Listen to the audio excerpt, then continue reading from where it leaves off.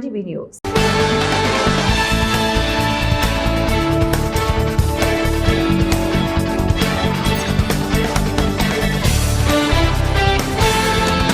కృష్ణా జిల్లా కడవకల్లు గ్రామంలో సుమారు 22 సెంట్ల గ్రామ భూమిని మాజీ మంత్రి వడ్డే శోభనాద్రి కబ్జా చేశారని బాధితులు ఆరోపిస్తున్నారు. మిక్కిలినేని సత్యనారాయణ అనే వ్యక్తి సుమారు 70 సంవత్సరాలుగా భూమి తమ ఆధీనంలో ఉందని 12 లక్షల దాకా ఖర్చు చేశానని తెలిపారు. 1987లో కేసు నంబర్ 53/87 గల ఈ భూమి తనదేనని కోర్టు తమకు తీర్పునిచ్చిందన్నారు. ఇప్పుడు ప్రభుత్వం గ్రామకంఠం భూములు రిజిస్ట్రేషన్ చేయించుకోవచ్చని జీవో విడుదల చేశాక మాజీ మంత్రి వడ్డే ఈ భూమిపై కన్నేసి తప్పుడు కాగితాలు సృష్టించి మట్టి తోలుతూ ఉండగా తాము అడ్డగించామని సత్యనారాయణ ఆరోపించారు.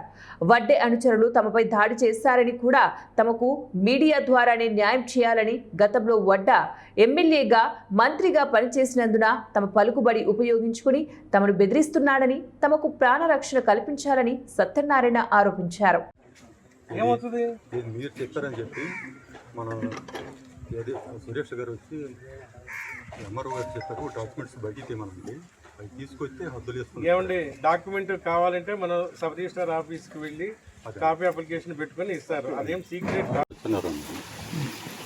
ఇది గ్రామకంఠ భూమి దాదాపు 70 సంవత్సరాల నుండి కూడా మా స్వాధీనంలో ఉందండి. ఇది ఇప్పుడు రీసెంట్గా ఒక 5-6 మాసాల క్రితం వడ్డే సోనాద్రి అనేవాడు వచ్చి ఇక్కడ నాదేను మా పెద్దమ్మ లేకపోతే మా అమ్మ అని చెప్పి ఒక 2-3 డాక్యుమెంట్స్ మార్చి ఈ సైటు నాదే అని చెప్పి దౌర్జన్యంగా ఆక్రమించి దానిలో మట్టది తోలి ఈ విధంగా చేస్తాడండి.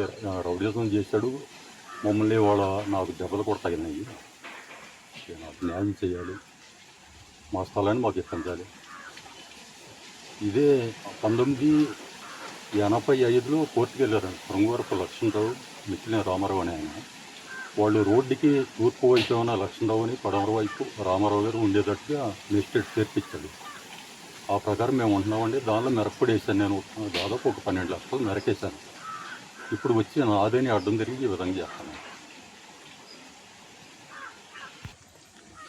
అది అతను అధికారాన్ని ఉపయోగించుకొని ఎంపీ, ఎమ్మెల్యే, మినిస్టర్ చేశాడు కదా, దానితో మమ్మల్ని భయభ్రాంతులను చేసి ఎవరిని పై అధికారులను ఎవరిని కూడా రానివ్వకుండా ఇక్కడికి వాడు ఇష్టం వచ్చినట్టు ప్రవర్తిస్తున్నాడు.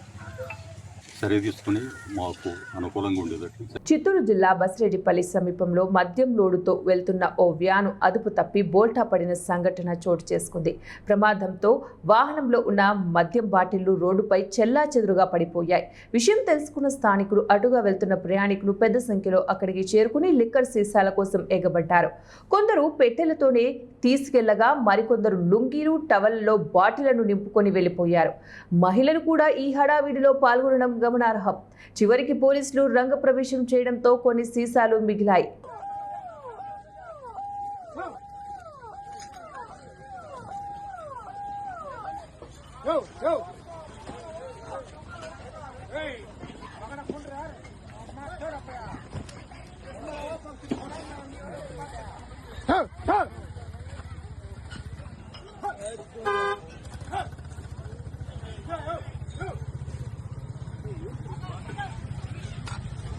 బాబా, పోలీసులు వచ్చినారు. పోలీసులు వచ్చినారు.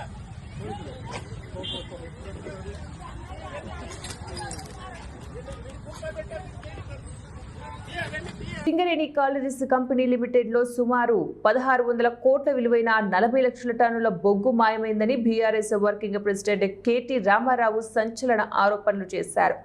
ఈ భారీ కుంభకోణంపై సెట్టింగ్ జడ్జితో న్యాయ విచారణ జరిపించాలని ఆయన డిమాండ్ చేశారు. ఈ మేరకు కేంద్ర బొగ్గు గనుల శాఖ మంత్రి జి కిషన్ రెడ్డికి కేటీఆర్ ఒక లేఖ రాశారు.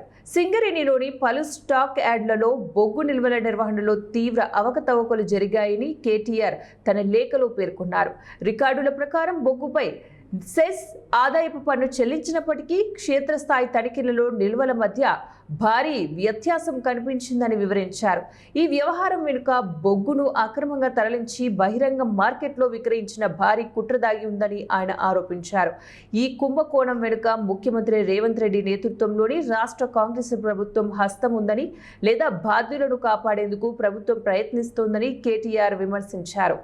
ఆంధ్రప్రదేశ్ రాజధాని అమరావతిలో శరవేగంగా సాగుతున్న అభివృద్ధి పనులను చూసి వైఎస్ఆర్సీపీ అధినేత వైఎస్ జగన్మోహన్ రెడ్డి ఓర్వలేకపోతున్నారని టీడీపీ సీనియర్ నేత మాజీ మంత్రి దేవినేని ఉమామహేశ్వరరావు ధ్వజమెత్తారు. రాజధాని నిర్మాణాన్ని అడ్డుకునేందుకు జగన్ కుట్రలు పన్నుతున్నారని ఆయన తీవ్రంగా విమర్శించారు. మంగళగిరిలోని టీడీపీ కేంద్ర కార్యాలయంలో నిర్వహించిన విలేకరుల సమావేశంలో దేవినేని ఉమా మాట్లాడుతూ అమరావతిలో దాదాపు 30,000 మంది కార్మికులు, ఇంజనీర్లు భారీ యంత్రాలతో అహోరాత్రులు శ్రమిస్తున్నారు. ఈ అభివృద్ధిని చూసి జగన్లో తీవ్ర అసహనం పెరిగిపోయిందని పేర్కొన్నారు. రాజధాని నిర్మాణానికి వ్యతిరేకంగా జగన్ అసత్య ప్రచారాలకు ఒడిగడుతున్నారని ఆయన మండిపడ్డారు.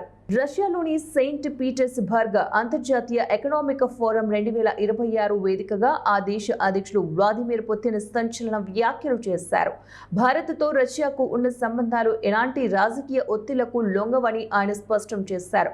ప్రపంచ ఐటీ రంగంలో భారతదేశం పోషిస్తున్న అగ్రగామి పాత్రను ప్రశంసించడంతో పాటు గ్లోబల్ ఎకనామీలో అమెరికా నేతృత్వంలోని G7 కూటమి కంటే బ్రిక్స్ కూటమి అత్యంత శక్తివంతంగా ఎదుగుతోందని గణాంకాలతో సహా నిరూపించారు. ప్రపంచ సాఫ్ట్వేర్ మార్కెట్లో భారతదేశానికి ఉన్న తిరుగులేని ఆధిక్యాన్ని పుతిన్ ప్రతీకంగా అభినందించారు.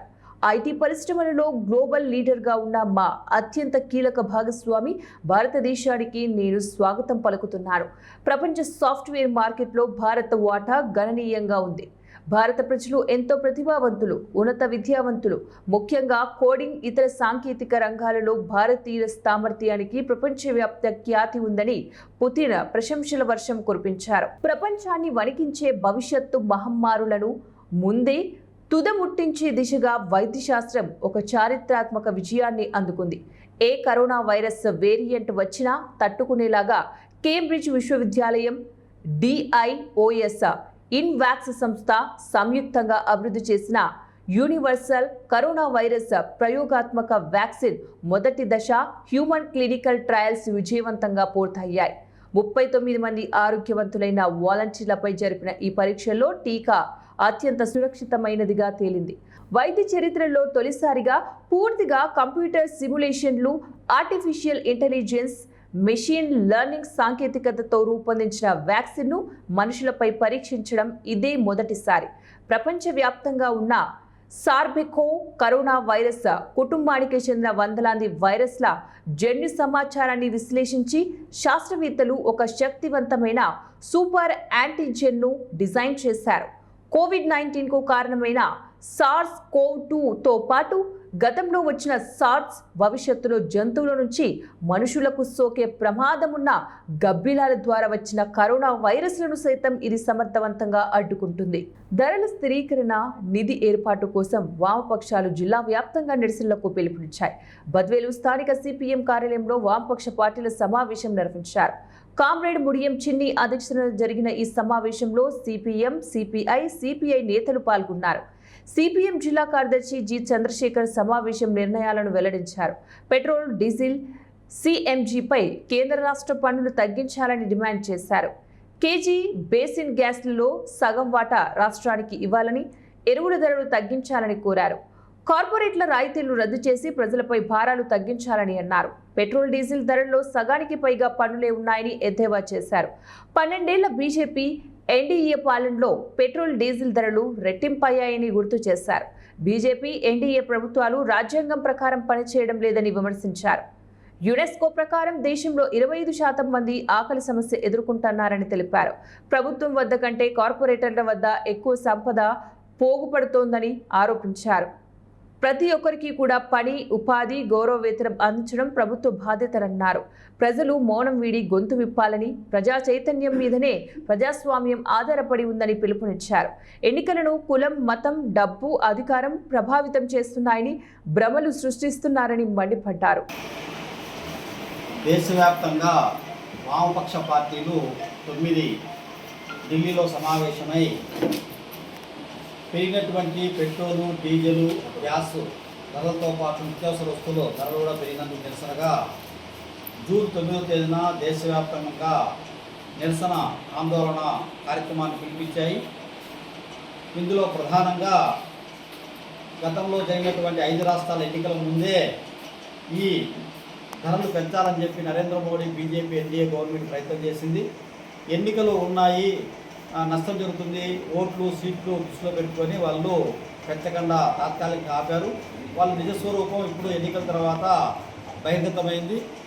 పెంచినటువంటి విధానం కూడా చూస్తే గ్యాసు, పెట్రోలు, డీజిలు అట్లాగే నిత్యావసర వస్తువుల పైన 15 నుంచి 20% వరకు ఒక్కొక్క రాష్ట్రంలో ఒక్కొక్క రకంగా పెంచారు. ఇది హేతుబద్ధంగాను శాస్త్రీయంగాను లేదు. రెండోది, ఇప్పటికి కూడా పెట్రోలు, డీజిల్ అనేటువంటిది మధ్య ఆసియా నుంచి భారతదేశంలోకి, రష్యా నుంచి భారతదేశంలోకి వచ్చేటువంటిది 45 రూపాయల నుంచి 50 రూపాయల వరకే ఉంది లీటరు. దేశవ్యాప్తంగా వేసే ట్యాక్సులు, రాష్ట్ర వ్యాప్తంగా చేసే ట్యాక్సులు, ఇంకా రకరకాలైనటువంటి ట్యాక్సుల పేరు మీద ఇప్పుడు దాదాపుగా 60-70 రూపాయలు అదనంగా వసూలు చేస్తూ ఉన్నారు. కేంద్ర రాష్ట్ర ప్రభుత్వాలు ఈ ట్యాక్స్ను తగ్గిస్తే మళ్ళీ పూర్వపు రేటుకే పెట్రోల్, డీజిల్ ఇవ్వడానికి వీలవుతుంది. అలాగే రాష్ట్రాల్లో చూస్తే ప్రజలు చైతన్యవంతమైన వాళ్ళు, ప్రశ్నించే వాళ్ళు, ఆందోళన చేసేటువంటి రాష్ట్రాల చోట ₹1, ₹2 తగ్గించారు. అట్లాగే ప్రశ్నించలేని, అట్లాగే చైతన్యం లేనటువంటి రాష్ట్రాలలో అయితే ₹1, ₹2 అదనంగా పెంచారు. ఆ రకంగా తమ తేడాలతో రాష్ట్ర దేశవ్యాప్తంగా పెద్ద ఎత్తున ప్రజలపైన భారాలు వేసినటువంటి పరిస్థితి కనపడతా ఉంది. రెండోది, ఈరోజు నరేంద్ర మోడీ అంబానీ, ఆదాని లాంటి ఒక 10 కార్పొరేట్ కంపెనీలకు, పెట్టుబడిదారులకు ప్రజాధనాన్ని దోచిపెట్టడానికి పెద్ద ఎత్తున గత 12 సంవత్సరాల నుంచి ప్రయత్నం చేస్తూ ఉన్నాడు. ఆయన ప్రధానమంత్రి అయినప్పటి నుంచి ఇప్పుడు దాన్ని కొనసాగిస్తూ ఉన్నాడు. ఇక్కడ ప్రజల ప్రయోజనాలు కానీ, అట్లాగే ప్రజల యొక్క జీవన ప్రమాణాల పెంపు కానీ ఏమీ లేవు నరేంద్ర మోడీ ప్రభుత్వం ముందు. ఈరోజు పెట్టుబడిదారులకు, కార్పొరేట్లకు లాభాలు చేకూర్చేటువంటి పని చేస్తూ ఉన్నాడు.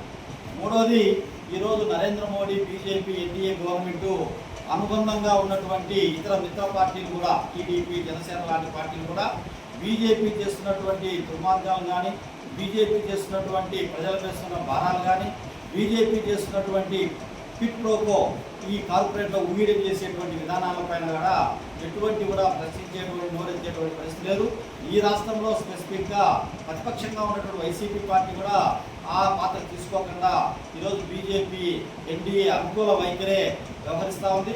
ఆంధ్రప్రదేశ్లో టీడీపీతో కుస్తీ, ఢిల్లీలో బీజేపీతో దోస్తీ వ్యవహారం చేస్తూ ఉంది.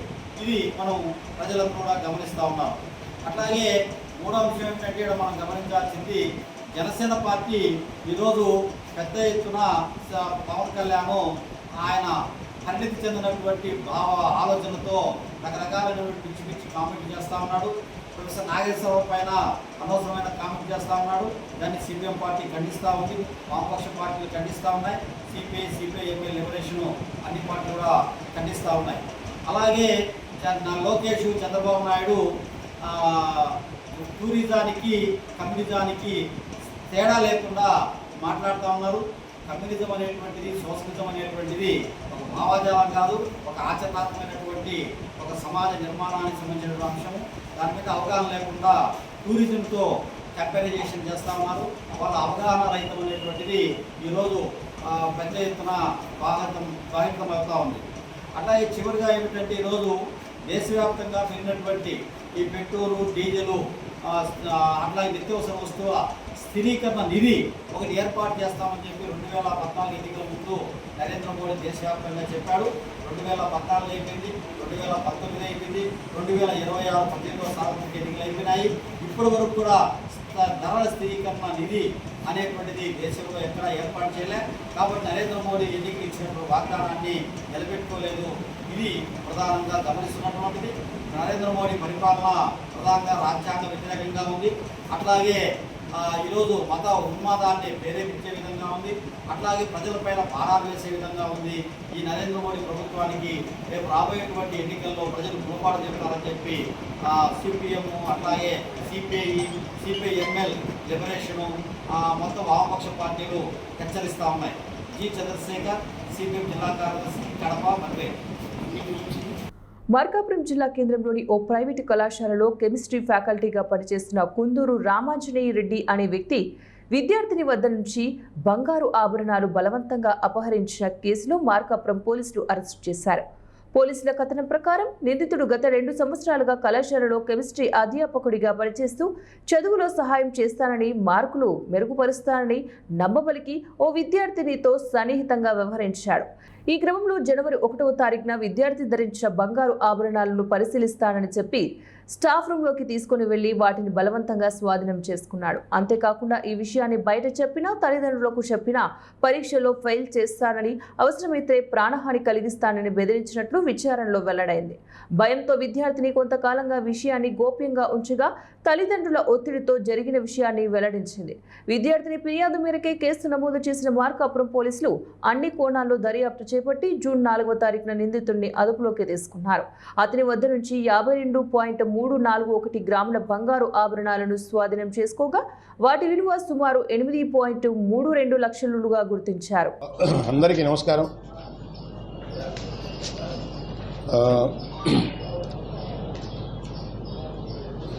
కుందూరు రామాంజనేయ రెడ్డి అనే ఒక వ్యక్తి సుమారు ఎంగేజ్ ఒక 25-26 ఏళ్ళు ఉంటుంది. మార్కాపూర్లో ఒక ప్రైవేట్ స్కూల్లో కెమిస్ట్రీ లెక్చరర్గా పనిచేస్తున్నాడు. సో ఇతను అనేక పేరుకి లెక్చరరే కానీ కొన్ని దురలవాట్లకి లోనయ్యాడు. సో ఆ కాలేజీలో చదువుతున్న ఒక స్టూడెంట్ని ఆ అమ్మాయి బంగారు నగలేసుకొని కొంచెం ఈ సంవత్సరం జనవరి 1 కాలేజీకి రావటం గమనించాడు. సో ఆ అమ్మాయి కూడా ఇతని స్టూడెంట్, మైనర్ అమ్మాయి, జూనియర్. సో ఇతను కొన్ని అప్పులైపోయి ఆ బంగారం మీద ఇతనికి కనుబడింది. సో అమ్మాయిని మార్కులు వేస్తాను, సో కొంచెం డల్గా ఉన్నావు కదా, నిన్ను మిగతా సబ్జెక్ట్ అన్నీ కూడా పాస్ చేయిస్తాను అవి అని చెప్పి ఆ అమ్మాయి ఎంత మొత్తుకున్నా కానీ కొంత బెదిరింపు ధోరణి కూడా లొంగి, లేకపోతే నిన్ను పాస్ కూడా కావు నీటాంటి మాటలతో ఆ అమ్మాయిని బెదిరించి ఆ అమ్మాయి ఒంటి మీద నగలు మీరు ఏదైతే చూస్తున్నారో ఆ నగలన్నీ కూడా తీసుకోవడం జరిగింది. తర్వాత వాళ్ళ ఇంట్లో మదరు ఫాదరు పాపను అడగడం జరిగింది. ఆ పాప తెలిసిన వాళ్ళకి ఇచ్చాను, ఫ్రెండ్స్కి ఇచ్చానని మాట దాటేస్తూ, సో ఇంట్లో వాళ్ళు కూడా బిడ్డని ఎక్కువ ఒత్తిడి చేస్తే ఏదైనా ఇబ్బంది అవుద్దని కొంచెం బుజ్జగించి లారించి అడుగుతానే వచ్చేవారు. సో రీసెంట్ పాస్ట్ సో ఆ అమ్మాయి చెప్పడం జరిగింది, ఇది యాక్చువల్లీ మా లెక్చరరు తీసుకున్నాడు, అతని దగ్గర ఉన్నాయి, ఎందుకు ఇచ్చేవానంటే ఇట్లా ఫెయిల్ చేస్తానని, మార్కులు తగ్గిస్తానని, మిగతా వాటిల్లో కూడా సహాయం చేస్తామని చెప్పి చెప్పడం జరిగిందని చెప్పడం జరిగింది. సో ఆ సమాచారం వాళ్ళు చెప్పంగానే సో వాస్తవానికి నన్ను కలిశారు వాళ్ళు. దాన్ని ఇమీడియట్గా టౌన్ ఎస్ఐకి చెప్పాను. అంత తర్వాత మన ప్రియతమ ఎస్పీ శ్రీ హర్షవర్ధన్ రాజు గారితో కూడా డిస్కస్ చేయడం జరిగింది. సో సారు ఇమీడియట్గా దాని మీద ఖచ్చితమైన యాక్షన్ తీసుకోమని ఇచ్చిన సూచనల మేరకు so SI Vishwanath Reddy case register చేసి మన అల్తాఫ్ సిఐ గారి ఆధ్వర్యంలో మా అందరి పర్యవేక్షణలో దీన్ని ఒక సీరియస్గా తీసుకొని ఈ బంగారాన్ని అంతా కూడా రికవరీ చేయడం జరిగింది.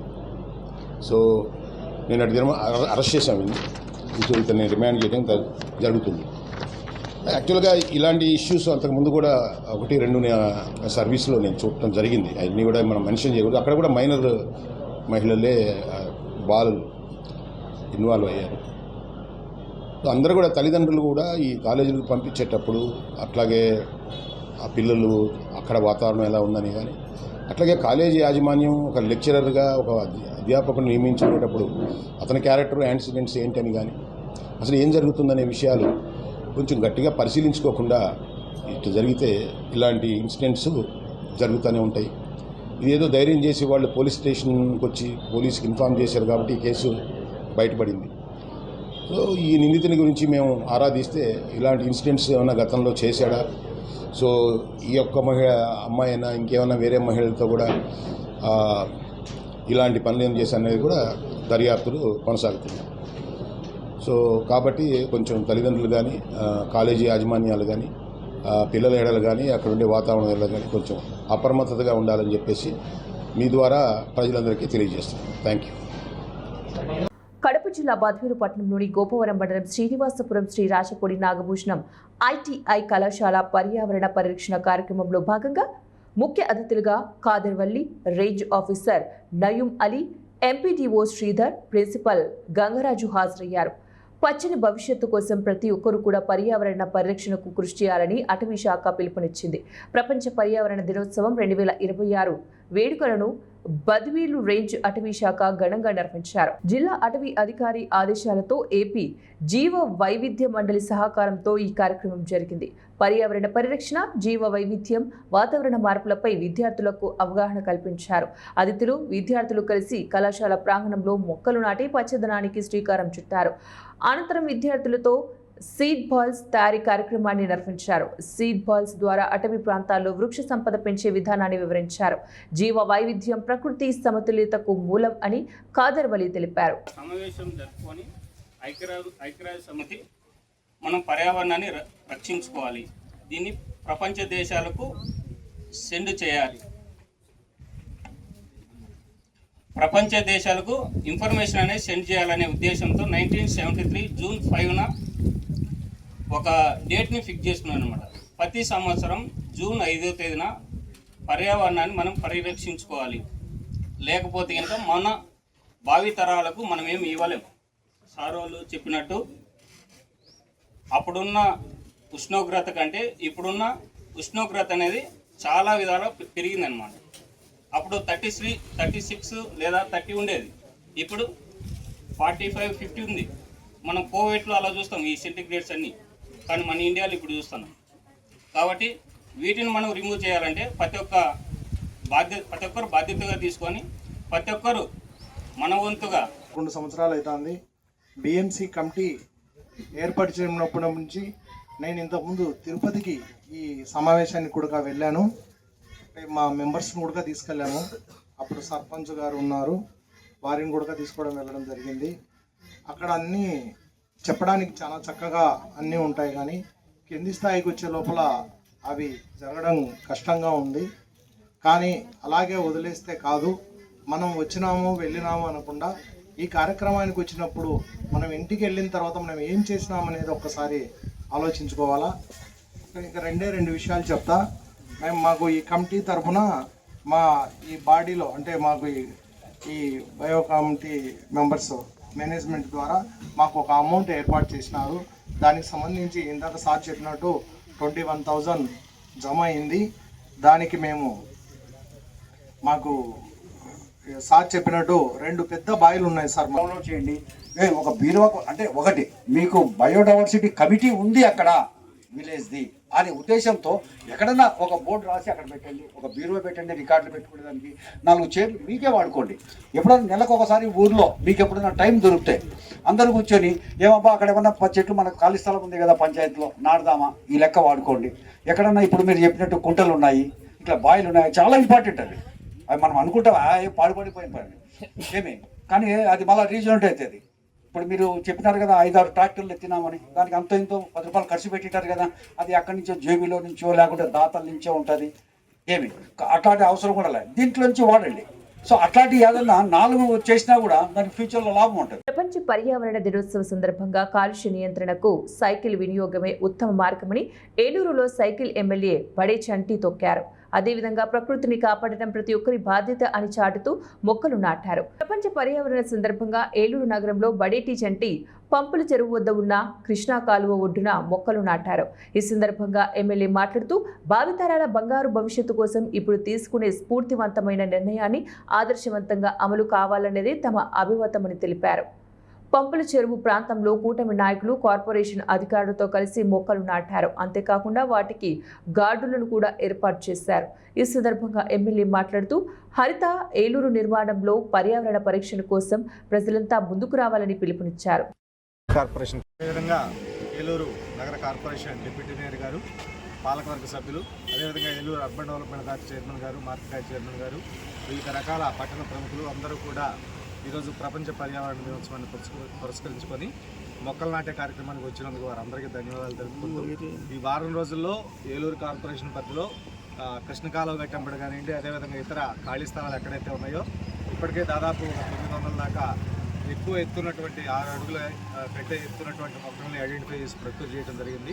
వీటన్నిటిని కూడా మా పార్కులో ఉన్నటువంటి శ్రామికులు, అదేవిధంగా మాకు కొత్తగా ఏర్పాటు చేసినటువంటి హార్టికల్చర్ ఆఫీసర్ గారు వీరి ఆధ్వర్యంలో ఈ 1000 ప్లాంట్స్ కూడా ఈ వారం రోజుల్లో ఈ పర్యావరణ దినోత్సవాన్ని కోసం ప్లాంటేషన్ చేయడం. Thank you. ఈరోజు ప్రపంచ పర్యావరణ దినోత్సవం సందర్భంగా మరి గవర్నమెంట్ ఆధ్వర్యంలో ఏదైతే మొక్కలు నాటే కార్యక్రమం నిర్వహించమని చెప్పారో దానిలో భాగంగానే మరి ఏలూరు నియోజకవర్గంలో అధికారులతో ప్రజలతో మమేకమై చెట్లు నాటడం అనేది జరిగింది. గత ప్రభుత్వం హయాంలో ఎక్కడికి వెళ్ళినా సరే చెట్లు నరికేసి ప్రజల మధ్యకి వెళ్ళేవారు. మేము చెట్లు పాతుకుంటూ ప్రజల దగ్గరికి వెళ్తున్నాం. అది ప్రజలందరూ కూడా గమనించాలి. పర్యావరణాన్ని కాపాడాలి అంటే చెట్టు యొక్క ప్రాముఖ్యత ఏంటనేది కూడా ప్రతి ఒక్కరు కూడా తెలుసుకోవాలి. ఇప్పుడు మనం ఆరోగ్యంగా ఉన్నాము అని అంటే పర్యావరణం బాగుంటేనే మనం అందరం కూడా ఉంటాం. యుద్ధం వల్ల కాలుష్యం ఏ విధంగా అయితే పెరిగిపోతుందో అదేవిధంగా మనం చేసే వ్యర్థాల వల్ల, మనం రోజు కూడా వాడే వ్యర్థాల వల్ల ఏ విధంగా అయితే పర్యావరణాన్ని పాడైపోతుందో దీన్ని అంతటినీ కూడా కాపాడాలంటే ప్రజలు కూడా దీంట్లో భాగస్వామ్యం అవ్వాలన్న ఉద్దేశంతోనే మరి ప్రభుత్వం ఈ కార్యక్రమం చేయడం జరుగుతుంది. ప్రభుత్వానికి ఒకటే బాధ్యత కాదు, ప్రజలతో కూడా బాధ్యత అనుకుని ప్రతి ఒక్కరు కూడా దీంట్లో భాగస్వామ్యం అవ్వాలని చెప్పే మీడియా ద్వారా కానీ అదే ప్రజలతో చేయిస్తే కార్యక్రమం ప్రజల్లోకి వెళ్తుందనే ఉద్దేశంతోనే మరి గౌరవ ముఖ్యమంత్రి చంద్రబాబు నాయుడు గారు ఈ కార్యక్రమాన్ని చేపట్టడం జరిగింది. ప్రతి ఒక్కరు కూడా దీంట్లో భాగస్వామ్యం అయ్యి మరి ఏదైతే మన ఆరోగ్యాన్ని ఏ విధంగా అయితే ముందు చూపుతో మనం కాపాడుకుంటామో రేపు రాబోయే భవిష్యత్తు భావితరాలకి పర్యావరణాన్ని కూడా మనం అందించవలసిన అవసరం ఉంది. కాబట్టి దానిలో ప్రజలందరూ కూడా భాగస్వామ్యం అవ్వాలని సందర్భంగా అందరినీ కోరుకుంటూ మరి దీంట్లో ఈ రోజున ఎవరైతే భాగస్వామ్యం అధికారులు కానీ ప్రజలు కానీ అదేవిధంగా పార్టీ నాయకులు కానీ అందరినీ కూడా అభినందిస్తూ వారందరికీ కూడా ధన్యవాదాలు తెలుపుతున్నాను. ఏలూరు జిల్లా కలెక్టరేట్ ప్రాంగణంలోని గోదావరి సమావేశ మందిరంలో జిల్లా సమీక్ష సమావేశం నిర్వహించారు. దీనికి ముందుగా కలెక్టరేట్ ఆవరణలో ప్రపంచ పర్యావరణ దినోత్సవ సందర్భంగా మంత్రి నాదెండ్ల మనోహర్ మొక్కలు నాటారు. ఈ సమావేశంలో జిల్లా ఇన్ఛార్జ్ మంత్రి, రాష్ట్ర పౌర సరఫరాల శాఖ మంత్రి నాదెండ్ల మనోహర్ అధ్యక్షతన వహించారు. జిల్లా అభివృద్ధి, సంక్షేమ పథకాల అమలు, ప్రజలకు అందుతున్న సేవలు, వివిధ శాఖల పనితీరుపై సమగ్రంగా సమీక్ష నిర్వహించారు. ప్రజా సమస్యల పరిష్కారానికి మరింత సమర్థవంతంగా పనిచేయాలని అధికారులకు మంత్రి నాదెండ్ల మనోహర్ సూచనలు చేశారు. ఈ సమావేశంలో జిల్లా కలెక్టర్ వెట్రిసెల్వి, ఉమ్మడి పశ్చిమ గోదావరి జిల్లా పరిషత్ చైర్మన్ గంటా పద్మశ్రీ ప్రసాద్, పాక సత్యనారాయణ, ఏలూరు జిల్లా తెలుగుదేశం పార్టీ అధ్యక్షులు భడేటి రాధాకృష్ణయ్య పాల్గొన్నారు. ఒక టీఆర్సీ మీటింగ్ లో వచ్చిన ఐడియాని మనం ఇంప్లిమెంట్ చేస్తూ ఆ ఐడియాని మళ్ళీ మనం రెండోసారి మనం ఇంప్లిమెంట్ చేసి చాలా మంది టీఆర్స్ తోటి ప్యాకేజ్ చెప్పిన సందర్భాలకి ఈసారికి మేము ధన్యవాదాలు చెప్పాలి. ఆయన ఐడియా చెప్పి ఒకసారి మనం మెగా మేళగా చెప్పాలని అనుకోలేదంటే ఇంతమంది మన ముందుగా వచ్చి ప్యాకేజ్ చెప్తే సార్ చెప్పిన ఐడియా వల్ల మా అందరూ కూడా చాలా సంతోషంగా అనిపించింది. ఇందులో పాటగా ఉన్నామని చెప్పేసి thank you so much sir. కాకుండా ఏదైనా వేకెన్సీ ఇష్యూ అయినా ఏదైనా బడ్జెట్ ఇష్యూ అయినా నాకు మెసేజ్ పెట్టండి, చూసుకుంటాను, ఒక లెటర్ పెట్టండి అని చెప్పి ఆ లెటర్ కాపీల తర్వాత మర్చిపోకుండా తీసుకొని ఫాలోఅప్ చేసుకున్నారన్న విషయం కూడా నాకు తర్వాత తెలిసింది. ఎమ్మెల్యే సార్ మాట్లాడాము, లెటర్ పెట్టామని చెప్పినప్పటికీ అలాగే ఏమైనా గ్యాప్స్ ఉంటే ఎలక్టెడ్ రిప్రజెంటేటివ్స్ కానీ ఆఫీసర్స్కి కానీ ఎక్కడైనా గ్యాప్ ఐడెంటిఫై చేసినప్పుడు వెంటనే అది సరి చేసుకోవడానికి కూడా ఈ టీఆర్సీకి చాలా ఎక్కువగా ఉన్నాయి. సార్ ఎప్పుడూ చెప్తా ఉంటారు మనం 5వ పొజిషన్లో ఉన్నాము, 3rd పొజిషన్కి మన కాంట్రిబ్యూషన్ టు జీడీపీ జిఎస్టీపీకి మనం చేయాలని చెప్పినప్పటికీ మనం ప్రతిసారి ఫుడ్ ప్రాసెసింగ్ యూనిట్స్ మనకి ఎక్కువ స్కోప్ కాబట్టి చాలా అగ్రెసివ్గా మీటింగ్లు పెట్టి నెక్స్ట్ టీఆర్సీ మీటింగ్లో సార్కి చెప్పాలి మన సక్సెస్ స్టోరీ చెప్పేసి చాలా రివ్యూ చేయడం కూడా జరిగినాయి. అందులో 168 ఫుడ్ ప్రాసెసింగ్ యూనిట్స్ కూడా మనం లాస్ట్ డే మనం సీఎం గారికి 100 కంప్లీట్ చేశాము సార్. 168 చేశాము. 1 డేలో 31st వల్ల 167 మన లెక్కలు వచ్చినాయి. సో అంత ఫుడ్ ప్రాసెసింగ్ యూనిట్స్లో మనం పెట్టడం జరిగింది సార్. అట్లాగే ఆయిల్ పామ్ కోకో సార్ ఇచ్చిన ఇంపార్టెన్స్కి 1749 లబ్ధిదారులకి 917 ఎకరాలు మనం వాళ్ళకి 22A కింద విముక్తి చేసాం. ఇంకొక 489 ఎకరాలు మనం గుర్తించాం. ఏది రెవెన్యూ మన ఎండోమెంట్స్ 212 కాకుండా ఇంకో 489 గుర్తించాం. గవర్నమెంట్ ల్యాండ్లో ఉన్న చిన్న పొరపాట్లు వాటన్నింటినీ కూడా ఈ సంవత్సరం రాబోయే రోజుల్లో ఇటువంటి క్యాంప్స్ ఇంకా ఏర్పాటు చేసుకుని తప్పకుండా పాపం ఎవరైతే బాధితులు ఉన్నారో వాళ్ళ బాధితులుగానే మనం చెప్పాలి. ఎందుకంటే దశాబ్దాల కాలంగా పాపం ప్రభుత్వ కార్యాలయాలు తిరిగి అలసిపోయి ఎటువంటి వెసులుబాటు జరగదు ఇంకా మనకి ప్రభుత్వం నుంచి అనే భావనతోటి పాపం చాలామంది గత ప్రభుత్వం చేసిన అవకతవకల్లో ప్రధానమైన 22A రాజకీయ కక్షతోటి కొంతమందికి కావాలని ఇబ్బంది పెట్టడానికి కొంతమంది పైన వాళ్ళు పెట్టిన ఈ ఘాట్ భూములన్నింటి కూడా చాలా లోతుగా మన జిల్లా కలెక్టర్ గారు, జాయింట్ కలెక్టర్ గారు దీనిపైన సమయం వెచ్చించి చక్కటి కార్యాచరణ రూపొందించారు. తప్పకుండా నేను మాటిస్తున్నాను, జిల్లా యంత్రాంగం తరఫున ఈ 489 ఎకరాలు మరియు 212 ఎండోమెంట్కి సంబంధించిన ఈ ఎకరాలు ఈ మొత్తం కూడా లబ్ధిదారులకు అందించే విధంగా మేము శాయశక్తిగా కృషి చేస్తాం. తప్పకుండా రాబోయే రోజుల్లో ఇటువంటి కార్యక్రమాన్ని రాష్ట్రంలో ఎక్కడ జరగని విధంగా ఇప్పటి వరకు 917 ఎకరాలు 22A కింద మన ఏలూరు జిల్లాలో మనం బెనిఫిషరీస్కి లబ్ధి కలిగించాం. ఆ కార్యక్రమాన్ని ఇంకా ముందుకు తీసుకెళ్తాం. Thank you. కొన్ని ఇబ్బందులు ఉన్నాయి. ఆ పైప్డ్ గ్యాస్ కూడా మనకి ఏలూరులో వెసులుబాటు ఉంది. నేను రిక్వెస్ట్ చేసేది ఈ వేదిక ద్వారా డిఆర్సీ నుంచి మా అందరి తరఫున ఎవరైతే ఈ అవకాశాన్ని ఉపయోగించుకుంటారో ఏలూరు కార్పొరేషన్లో మనకి 2 ఏజెన్సీస్ ఇక్కడ ఐడెంటిఫై చేశారు, మెగా ఇంజనీరింగ్, అదేవిధంగా గోదావరి గ్యాస్ పైప్ లైన్లు కూడా ఏర్పాటు చేసాం. కలెక్టర్ గారు ఇప్పుడు టార్గెట్ పెట్టుకున్నారు, 2000 కనెక్షన్లు లూజ్మీట్లో తీసుకొస్తామని. అదేవిధంగా ఏలూరు కార్పొరేషన్లో కూడా కనీసం ఒక 1000 మందికి మనం టార్గెట్ పెట్టుకుని ఈ వచ్చే నెలలోనే ఈ ఎల్పిజి గ్యాస్ నుంచి పిఎన్జి గ్యాస్ అంటే బయట న్యాచురల్ గ్యాస్కి ఒక వెసులుబాటు తీసుకొస్తే ఏదైతే దీపం పథకం కింద మేము రాయితీ ఇచ్చేవాళ్ళమో, సబ్సిడీ ఇచ్చేవాళ్ళమో, సేమ్ అవే రాయితీలు ఇక్కడ కూడా కొనసాగించేటట్టు మన రాష్ట్ర ప్రభుత్వం చంద్రబాబు నాయుడు గారి నాయకత్వం నిర్ణయం తీసుకున్నాం. కాబట్టి దయచేసి ప్రజలందరూ కూడా కోరుతున్నాం, ఆ వెసులుబాటును ఉపయోగించుకోండి. గ్యాస్ కొరత ప్రస్తుతం ఎక్కడ లేదు, కానీ రాబోయే రోజుల్లో అటువంటి పరిస్థితి రాకుండా మనకు అద్భుతమైన వెసులుబాటు ఉంది. కాబట్టి దాన్ని ఉపయోగించుకోవాల్సిన అవసరం ఖచ్చితంగా ఉందని ఈ సందర్భంగా తెలుపుతున్నాం. ఇవి ఇప్పుడు బులెటిన్ డీటెయిల్స్. నెక్స్ట్ బులెటిన్లో మళ్ళీ కలుద్దాం. అట్లా కీప్ వాచింగ్ 1TV న్యూస్.